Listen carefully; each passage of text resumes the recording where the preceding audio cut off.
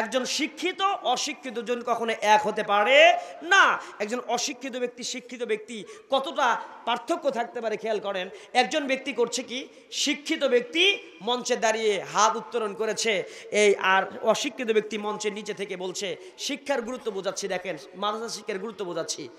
একজন আলেম যখন সুন্দর করে 5টা আঙ্গুল উঠিয়ে দিয়েছেন, মূর্খ ব্যক্তিটি এক মুষ্টি হাত উঠিয়ে দিয়েছেন, মুষ্টিবদ্ধ করেছেন।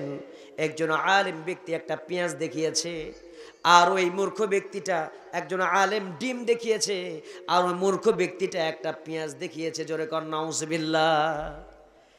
একজন আলেমের জ্ঞান মূর্খের জ্ঞান কখনো এক হতে পারে না। একজন আলেম যখন একটা আঙুল উঠিয়েছিল, মূর্খকে প্রশ্ন করা হলো তুমি কি বুঝলা? বলে আমি বুঝতে পেরেছি, হয়তো আপনি আমাকে একটা আঙুল উঠিয়েছেন, যেহেতু বাহাস হচ্ছে আপনি আমার চোখ কানা করবেন, এই জন্য আমি 2টা আঙুল উঠাইছি। হুজুর ছাড় দেব না, আপনি একটা আঙুল উঠাইলে পরে আমি 2টা আঙুল উঠাইছি, আপনি 1 চোখ কানা করলে আমি আপনার 2 চোখ কানা করব। কথা কয় না।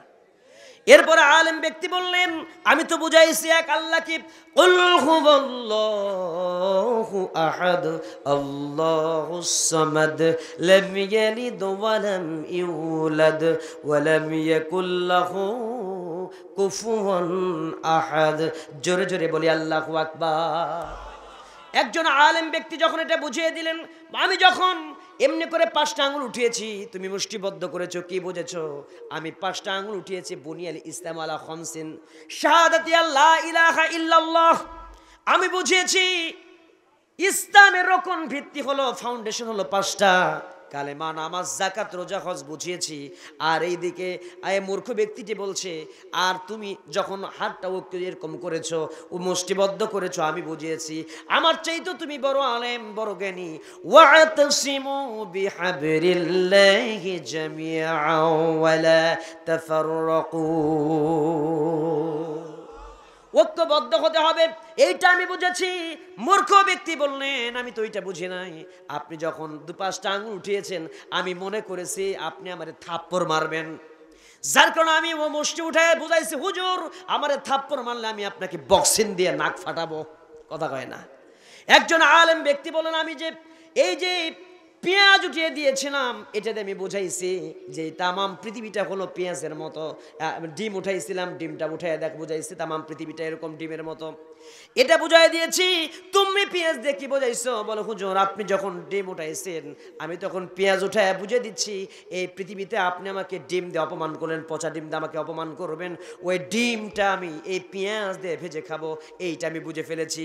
একজন আলেম এবং একজন মূর্খের ভিতরে কথার পার্থক্য, চিন্তা চেতনার পার্থক্য আছে না নাই? আছে। এখন আসেন, এই যে কোরআনের শিক্ষা মাদ্রাসার শিক্ষা উঠিয়ে দেওয়ার চক্রান্ত চলছে, আমরা জান্নাতের পথে যেতে চাই, ওরা জাহান্নামী বানাতে চাচ্ছে। এর কারণটা কি? এর কারণটা হলো এই, এরা জাহান্নামের এজেন্ডা বাস্তবায়ন করতে চায়। একটা শব্দ প্রচলিত আছে, গুরুত্বপূর্ণ কথাগুলো হচ্ছে একটু খেয়াল করে শুনতে হবে, 10টাই দিলে মজা করে কথা বলা যেত। Education is the backbone of a nation. শিক্ষা জাতির কি দণ্ড? কথা বলো, শিক্ষা জাতির কি দণ্ড? মেরুদণ্ড। এটা আমরা যেমন বুঝি এই কথাটা সঠিক নয়, আমি আপনাদের সাথে মিলিয়ে নেই। এই পানি রয়েছে, পানির অপর নাম কি? কথা বলেন। পানির অপর নাম জীবন। আপনারা বললেন আমরা খাইলাম, অসুবিধা নাই, 1 ফোঁটা বিষ মিশিয়ে দিলাম, এই পানি আপনাকে খাইতে বললে আপনি খাবেন?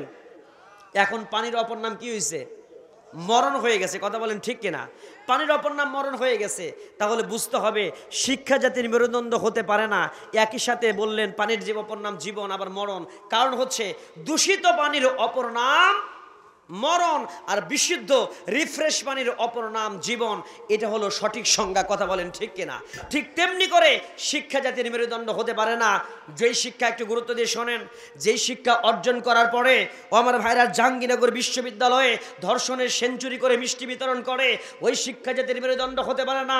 যেই শিক্ষা অর্জন করার পরে একজন ডাক্তার হয়, যার লাগবে ইঞ্জেকশন, তারে করে অপারেশন, নর্মাল ডেলিভারিতে প্রত্যেক আমাদের দেশে 100 জনের মধ্যে 18 জন নর্মাল ডেলিভারি হবে, আর সেই জায়গায় 18 জন নর্মাল ডেলিভারি হবে না, 18 জন সিজার হবে, বাকিগুলো নর্মাল ডেলিভারি হওয়ার কথা। কিন্তু ডাক্তার নামের কসাইরা যারা লাগবে নর্মাল ডেলিভারি তাদেরও সিজার করায়। কথা কোন ঠিক কিনা? যেই শিক্ষা অর্জন করার পরে একজন ইঞ্জিনিয়ার হয়ে সেই জায়গায় যতটুকু রড লাগবে না দিয়া রানা প্লাজারের মতো ধপাস করে ধসে যায়। যেই শিক্ষা অর্জন করার পরে ব্যারিস্টার হয়, উকিল হয়, সেই পুলিশ হয়, র্যাব হয়, চোর ডাকাত ধরার পরিবর্তে আলেম ওলামাদেরকে ধরে জেলের মধ্যে ঢুকায় দিয়া চোর ডাকাতদেরকে উন্মুক্তভাবে খুলে বেরোনোর সুযোগ দেয়, ওই শিক্ষা কখনো জাতির মেরুদণ্ড হতে পারে? তাহলে কোন শিক্ষা জাতির মেরুদণ্ড সেটা একটু শুনে নেন।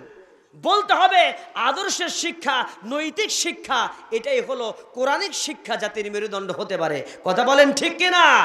ওই ডাক্তার যদি কোরআনুল কারীম শিখতো, আল্লাহর ভয় থাকতো, সে কখনো অবৈধভাবে টাকা উপার্জনের চিন্তা করত না। যে র্যাব, যে ব্যারিস্টার, সে যদি কোরআনুল কারীমের শিক্ষা অর্জন করত, আল্লাহর ভয় থাকতো, সে তখন চিন্তা করত ডাকাতদেরকে ধরে, ধর্ষণকারী ধরে যান, সে জায়গায় জেলের ভিতরে পড়ো, আর যারা আল্লাহর ওলি তাদেরকে ছেড়ে দাও। কথা বলেন ঠিক কিনা?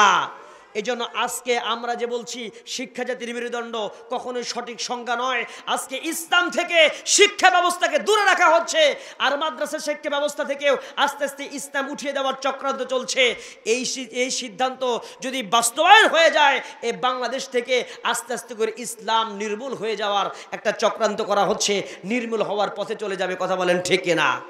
এই জন্য সেই কোরআন শিক্ষার ব্যবস্থার জন্য সক্রিয় হয়ে থেকে মাদ্রাসায় ছাত্র দেওয়া, আমাদের সন্তানদের আলেম বানানোর দরকার আছে না নাই? আছে। আল্লাহ আমাদের তৌফিক দান করুন। তাহলে আমরা কি হব? তাহলে আমরা জান্নাত পেয়ে যাব। কথা বলেন ঠিক কিনা?